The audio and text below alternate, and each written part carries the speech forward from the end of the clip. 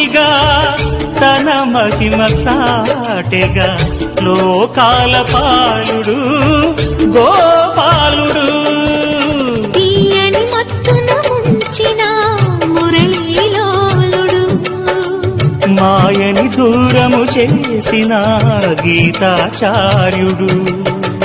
కనుకనే అతని కథ తరములు నిలిచె కదా.